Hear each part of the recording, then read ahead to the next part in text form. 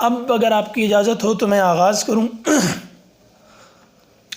منتخب نصاب جو ہے یہ سمجھانے کے لیے ہے۔ ویسے تو نصاب جس کو ہم کہتے ہیں نا، یہ ہوتا ہی منتخب ہے، یعنی نصاب جو بھی بنتا ہے تو کسی علم کی ابتدائی تربیت کے لیے وہ بنایا جاتا ہے۔ مختلف علوم میں بھی جو بھی نصاب بنتا ہے بہرحال وہ منتخب ہی ہوتا ہے۔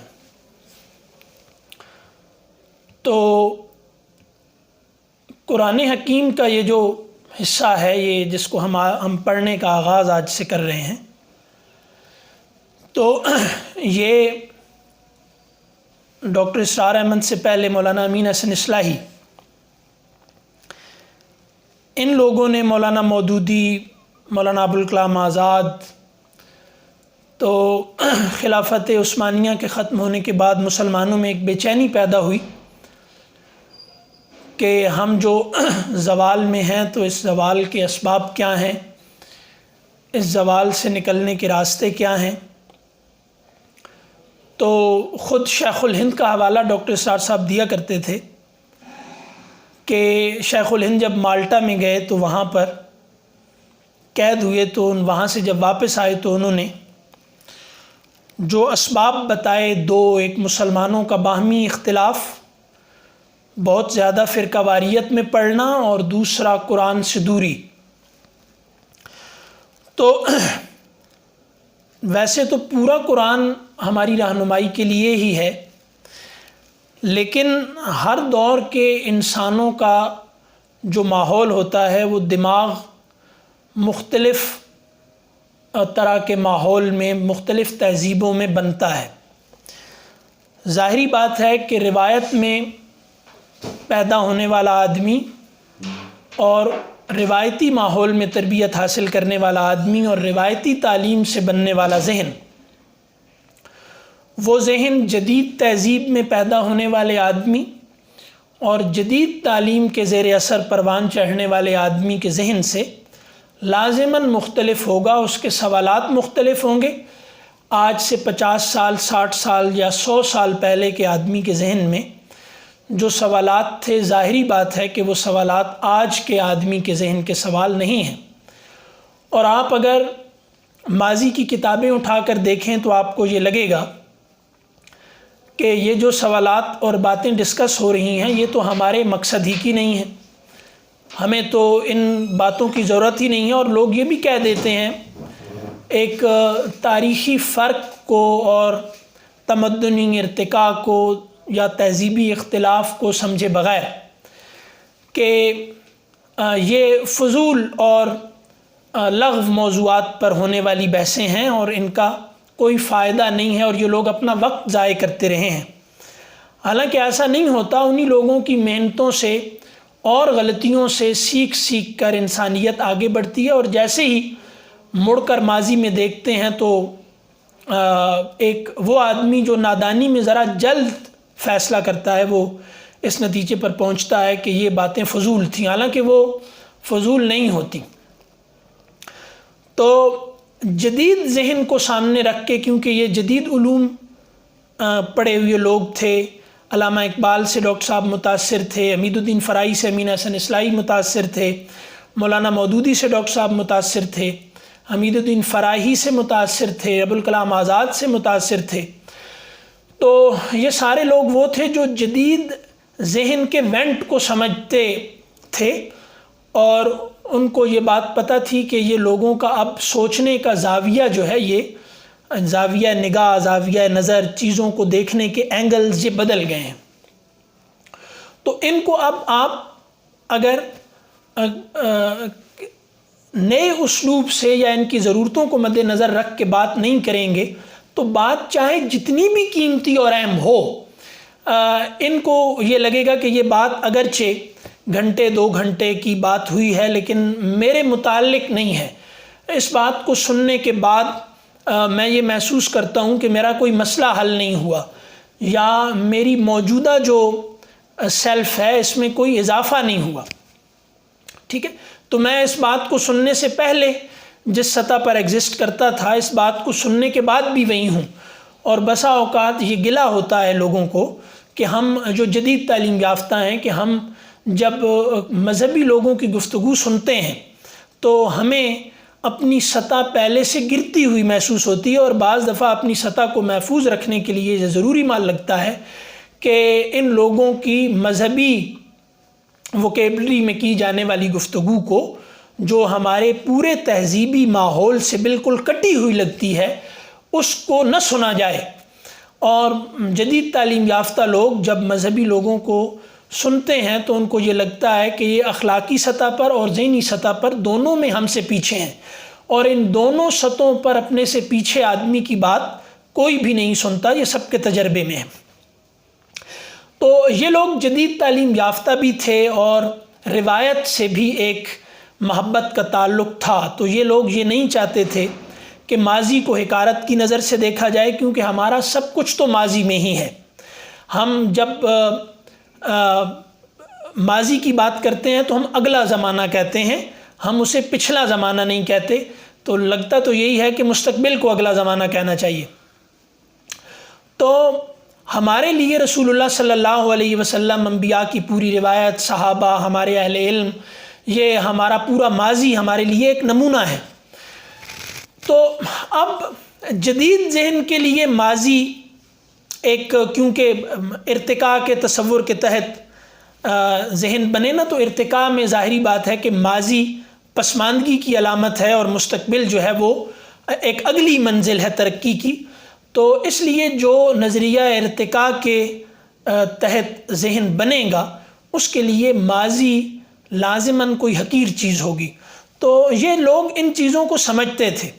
تو ان جدید انسان کے مسائل کو ہم مانیں یا نہ مانیں کہ ہم جدید ہیں، مطلب ہم چاہے اپنے آپ کو روایتی کہنا چاہیں، ہم نے داڑیاں رکھی ہوں، ہم ٹخنوں سے پائنچی اوپر کریں، ہم مسواک کریں، ہم جو بھی کریں، لیکن ہم اپنی پوری نفسیاتی ساخت میں جدید آدمی ہیں۔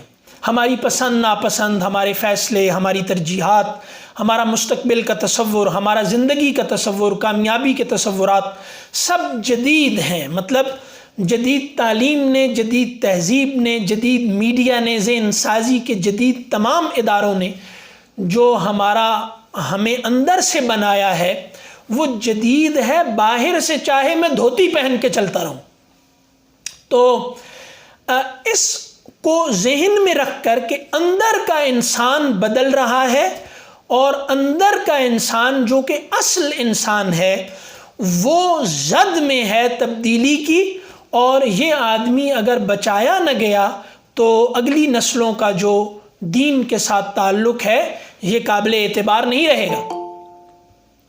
تو اس لیے انہوں نے ایک نصاب بنایا قرآن حکیم کو ذہن میں رکھ کے۔ اب کیونکہ بدقسمتی سے ہمارے کالجز، یونیورسٹیاں تو اس کی ذمہ داری لیتے نہیں، تو جو ذمہ داری لے نہ کوئی اس پر الزام دھرنا یہ دیانتداری نہیں ہوتی۔ ہمارے مدارس یا ہمارا جو دینی تعلیم کا نظام ہے اس میں بھی یہ تشخیص تو بہرحال شیخ الہند کی ہے۔ بر صغیر کے مدارس کے اہل علم میں جو مدرسے کا جو نظام تھا اس میں جو سب سے بڑے لوگ پیدا ہوئے ان میں سے ایک شیخ الہند محمود الحسن ہے۔ تو انہوں نے کہا نا کہ قرآن سے دوری، تو قرآن سے دوری تو مطلب معاشرے میں تو ہے، لیکن جو دینی نظام تعلیم بھی تھا اس میں بھی قرآن مرکز میں نہیں رہا۔ تو قرآن کی مرکزیت کو بحال کرنا، جو کہ ظاہری بات ہے کہ مسلم تہذیب کا مرکز وہ ہے قرآن ہے، یعنی قرآن حکیم اور رسول اللہ صلی اللہ علیہ وسلم کی بتائی ہوئی اس کے مطابق جو اس کی وضاحت ہے، تبیین جو آپ صلی اللہ علیہ وسلم نے کی وہ۔ تو اب اس مرکزیت کو بحال کرنا ایک بہت بڑا چیلنج تھا۔ ڈاکٹر صاحب نے اپنی ساری زندگی اس میں لگائی، اور بھی بہت سے لوگ تھے جنہوں نے یہ کام کیے، مولانا امین حسن اصلاحی، یہ لوگ سب، یہ قرآن، خود علامہ اقبال، یہ بڑے آدمی تھے۔ ان لوگوں نے جو کوشش کی وہ یہ کہ جو مسلمانوں کا نظریہ علم ہے اس میں مرکزیت قرآن کی نہیں رہی، تو اس لیے ایک قرآن حکیم میں سے جیسے تمام چیزیں، خوراک ہے، کھانا پینا، یہ انسانی صحت کے لیے ہیں، لیکن بعض دفعہ آپ دیکھتے ہیں کہ ڈاکٹر یا حکیم وہ ایک خاص خوراک سجیسٹ کرتے ہیں کسی آدمی کے لیے کہ اس کو یہ مسئلہ ہے، تو یہ چیز چاہے بہت قیمتی ہے لیکن فلاں آدمی کے مسئلے میں فلاں خوراک فائدہ مند ہوگی۔ تو ہمارے مسئلے کچھ اور طرح کے ہیں، مطلب آج سے 50 یا 100 سال پہلے کا ایک آدمی ہو تو اس کے لیے شاید جمہوریت یا سائنس کے کچھ تصورات یا جدید تعلیم نے جو مذہبی تصورات میں جو مداخلت کی یا ذہن جس طریقے سے بنائے، تو وہ جو سوالات پیدا ہوئے وہ ان کے نہ ہوں جو آج پیدا ہو گئے۔ تو ان کو ڈسکس کرنے کے لیے ان لوگوں نے ایک نصاب، جس کو وہ کہتے ہیں کہ ہم نے بنایا، اور اس کو کہتے ہیں منتخب نصاب۔ اور میں عرض کر چکا کہ نصاب ہوتا ہی منتخب ہے، لیکن یہ واضح کرنے کے لیے وضاحت ہے، یہ منتخب نصاب کی وضاحت ہے۔ کوئی نصاب ایسا نہیں ہوتا جو منتخب نہ ہو، ہر نصاب ایک سلیکشن ہوتی ہے، اور پھر وہ کیوں ہوتا ہے؟ وہ اس لیے ہوتا ہے کہ کسی بڑے یا کسی استاد کے زیر تربیت اس کو پڑھا جائے، اور اس کے بعد جو دیگر اس علم کے رخ ہیں یا دیگر جو علم ہے وہ اس کو پھر اس رہنمائی میں پڑھا جائے جو نصاب سے تربیت حاصل ہوتی ہے۔ تو یہ جو عام طور پہ ہوتا ہے نا کہ یہ ماسٹر ڈگری مل گئی یا اس آدمی کو یہ فارغ التحصیل ہو گئے، عالم بن گئے 8 سال کے، 10 سال کے، 12 سال کے، تو اس میں یہ غلط فہمی ہوتی ہے کہ شاید یہ کوئی تکمیل ہے۔ نہیں، یہ آغاز ہوتا ہے، یعنی جب آپ نصاب کوئی بھی تعلیم مکمل کرتے ہیں تو اب آپ نے اگلی منزلوں کی طرف سفر خود سے کرنا ہوتا ہے۔ تو اہل علم جیسے کہتے ہیں نا کہ جب طالب علم فارغ ہوتے ہیں پڑھ کر تو ان کو یہ بتاتے ہیں کہ آج آپ جو یہ ڈگری لے کر جا رہے ہیں تو یہ اصل میں ماسٹر کی ہے، آپ نے اس کو استعمال کر کے اب علم کے خزانوں کو کھنگالنا ہے، اور اب آپ عالم بنیں گے یہ پڑھنے کے بعد، ٹریننگ حاصل کرنے کے بعد۔ اب آپ نے آگے جا کر خود سے اپنی محنت کر کے اس علم میں رسوخ حاصل کرنا ہے۔ تو نصاب اس لیے بنایا جاتا ہے کوئی بھی، تو قرآن حکیم کا یہ جو نصاب بنا یہ بھی اس لیے بنا کہ ان زاویوں سے ایک تربیت حاصل کی جائے کہ اگر ہم قرآن حکیم کو پڑھ لیں تو اس کے بعد یہ ہوگا کہ قرآن ہمیں بہت ریلیونٹ لگے گا۔ اب ہم ٹھیک ہے، ثواب کی نیت سے قرآن کو پڑھنا کوئی معمولی چیز نہیں ہے، رسول اللہ صلی اللہ علیہ وسلم نے یہ بھی جدید مسائل میں سے ایک ہے کہ قرآن کو ثواب کی نیت سے پڑھنا کوئی معمولی کام سمجھ لیا جائے۔ خود آپ صلی اللہ علیہ وسلم نے فرمایا کہ الف لام میم 3 حرف ہیں اور ہر حرف کو پڑھنے کی 10 نیکیاں ہیں۔ تو الف لام میم کا مطلب تو کسی کو نہیں پتا، یہ تو ہم سب جانتے ہیں۔ تو لیکن ساتھ ساتھ قرآن حکیم اب ہر جگہ، اکثر جگہوں پہ جہاں بھی وہ اپنے عربی میں نزول پہ بات کرتا ہے تو یہ بتاتا ہے کہ تاکہ تم سمجھو۔ تو یہ کسی بھی ایسی زبان میں اتارا جا سکتا تھا کہ جو انسان نہ سمجھتے اور وہ رٹا دی جاتی، لیکن صاف ظاہر ہے کہ قرآن جیسے آدمی کے ارادے کو مخاطب کرتا ہے، طبیعت کو کرتا ہے، عقل کو کرتا ہے، تو جس رخ پر میں موجود ہوں ہر رخ پر قرآن مجھ کو خطاب کرتا ہے، تو میری عقل کو بھی کرتا ہے، اس کے لیے سمجھنا ضروری۔ تو اگر ہم لوگ قرآن حکیم کو پڑھنے کی ان زاویوں سے، جس میں یہ منتخب نصاب جن کو سامنے رکھ کے بنایا گیا ہے، تو پھر پورا قرآن ہمیں لگے گا کہ یہ ہم سے بات کر رہا ہے، ورنہ ہمیں لگتا یہ ہے کہ یہ ثواب کی کوئی کتاب ہے جس کا میری موجودہ زندگی سے کوئی تعلق نہیں ہے۔ ہاں میں احتراماً اور عقیدتاً یہ کہتا نہیں. جب میں قرآن کو پڑھتا ہوں، جب میں قرآن کا ترجمہ پڑھتا ہوں، تو مجھے یہ لگتا ہے کہ اس کتاب کا میری موجود زندگی سے کوئی تعلق نہیں. اور یہ آپ کو بتاؤں کہ یہ جو جدید ترین اعتراضات باہر کی دنیا اسلام پر کر رہی ہے وہ یہی ہے کہ مذہب یا قرآن یا یہ سب کچھ ماضی میں تو مفید ہوگا لیکن آج نہیں ہے. تو ارتقاء کے دوران ماضی میں بہت کچھ مفید تھا، آج وہ مفید نہیں ہے. تو ماضی کی کسی چیز کو اگر آپ آج اس کے مفید ہونے کی ضد کریں گے، آپ کہیں گے کہ سڑک پر میں بیل گاڑی چلاؤں گا، تو بھائی ہم آپ کو پہلے پیار سے سمجھائیں گے کہ نہیں، یہ سڑک ہم نے جدید تہذیب، مطلب سڑک جدید تہذیب، ہم نے یہ سڑک آپ کو بیل گاڑی چلانے کے لیے نہیں بنائی یا تانگا چلانے کے لیے نہیں ہے. تو پیار سے سمجھائیں گے.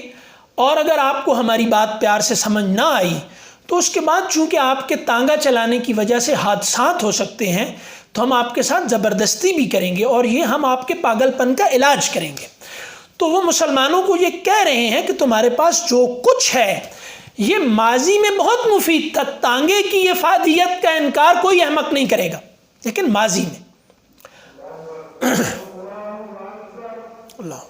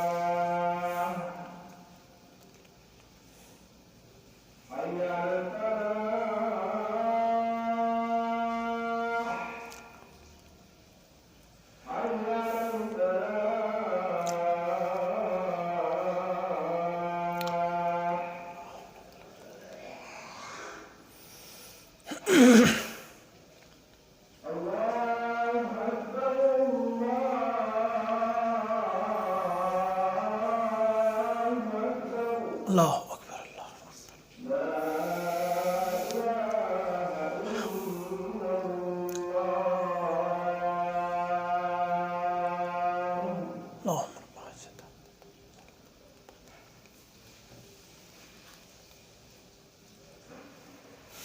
تو جناب اب آپ جب نماز کا ٹائم ہو تو اب آپ کی ذمہ داری ہے، میں 7:10 پہ کلاس کو چھوڑوں گا.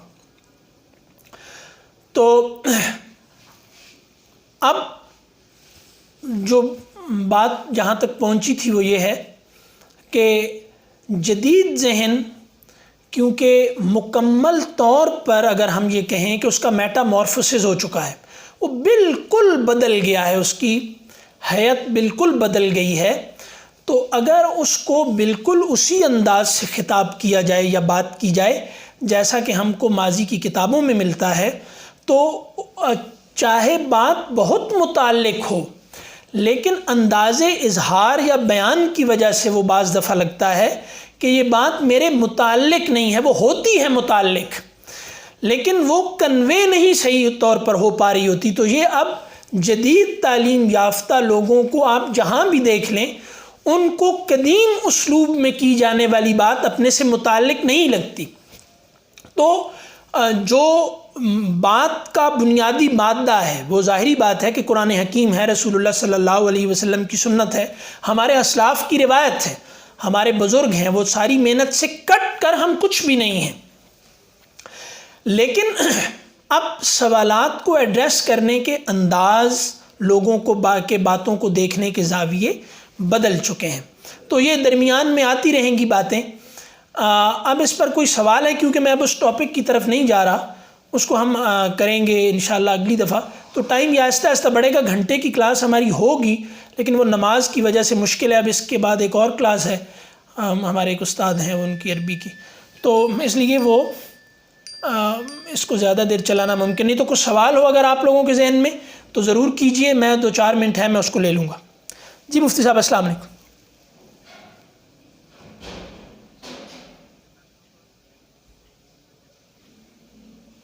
جی نہیں اسی پہ چلا لیں گے, اسی پہ. آپ نے یہ آخری کال آئی ہے. جی جی یہ ارسلان صاحب کی آخری کال ہے, ان کو کال کر کے کہہ دیں کہ یہیں کلاس کریں گے. جی السلام علیکم. جی وعلیکم السلام. میں صرف یہ جاننا ہی چاہ رہا تھا کہ اس کا بیسکلی جو ہوگا وہ نصاب ہوگا کیا. میں نے شاید تھوڑا لیٹ جوائن کی, میبی اسے آپ نے بتایا. میں نے عرض کیا تھا منتخب نصاب کے نام سے مرکزی انجمن خدام القرآن جو ہے وہ ایک پوری کتاب چھاپتی ہے. اس میں قرآن حکیم کی مختلف صورتوں میں سے کچھ صورتیں ہیں, کچھ صورتوں میں سے مختلف جگہیں ہیں, وہ لے کر منتخب نصاب کے نام سے تنظیم اسلامی یا ڈاکٹر صاحب کی کتابوں میں یا آپ کہیں بھی سرچ کریں گے, اس کا PDF بھی ہم آپ کو شیئر کر دیں گے. تو وہ کتاب ہے چھوٹی سی, وہ یہاں شاید پڑھی ہو کیونکہ وہ سورہ عصر تھی, تو میں نے یہ ہے, یہ آپ دیکھ لیں, یہاں سے سیدھا نظر آ رہا ہے آپ کو, سمجھ آ گئی, یہ دیکھ رہے ہیں نا. ہاں جی جی یہ ہے منتخب نصاب. یہ اس کتاب میں بیسکلی جو ہے جو بیسکلی ایکسپلینیشن کہہ لیں یا تفسیر کہہ لیں وہ ڈاکٹر اسرار صاحب والی ہے یا کسی اور. ظاہری بات ہے کہ اس پہ سب سے زیادہ کام ڈاکٹر اسرار رحمۃ اللہ علیہ نے ہی کیا ہے. اچھا, سب سے زیادہ کام اس پہ انہی کا ہے اور وہی ہمارا بنیادی ریفرنس رہیں گے. ٹھیک, شکریہ. کیونکہ اس کو بنیادی طور پہ تو منصر اصلاحی نے اس کا آغاز کیا تھا, ڈاکٹر صاحب نے خود اس کے آغاز میں لکھا ہے. تو لیکن یہ ہے کہ اپنی ساری زندگی اس کو تفصیل دیتے ہوئے اس پر بہت کام کیا, تو یہ بہت ہی بڑا احسان ہے ان کا کہ انہوں نے ہمیں یہ ایک بہت قیمتی چیز دی ہے. اب ہم اس سے فائدہ نہ اٹھائیں ناقدرے لوگوں کی طرح, جیسا کہ ہم نہیں اٹھاتے, یہ ہماری عادت ہے, تو یہ اب ہماری کمزوری ہے.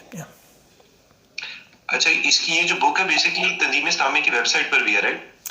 وہاں بھی مل جائے گی آپ کو, اور مکتبہ خدام القرآن لاہور کے اگر لاہور میں آپ ہوں تو یہ PDF میں آسانی سے مل جائے گی آپ کو نیٹ پر. جی ہاں, لاہور میں کوئی بندہ ہو تو وہ یہاں سے آ کے اس کی ہارڈ کاپی بھی لے سکتا ہے.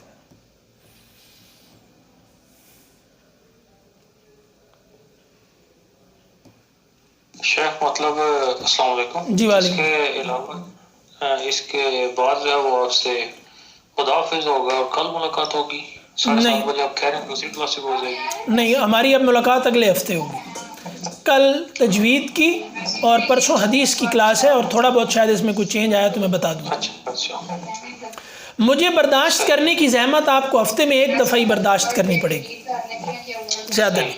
جی ہاں, تو اب اجازت ہے جناب. جی ٹھیک ہے شیخ, آپ کو اجازت ہے. جی السلام علیکم. سر مفتی اسلام محمود کہتے ہیں کہ وہ لیپ ٹاپ ان کی تکرار کا مرکز تھا لیپ ٹاپ. اصل میں نے ان سے یہ کہا تھا کہ لیپ ٹاپ وہ والا استعمال کریں, تو وہ اس میں پریشان ہوں گے.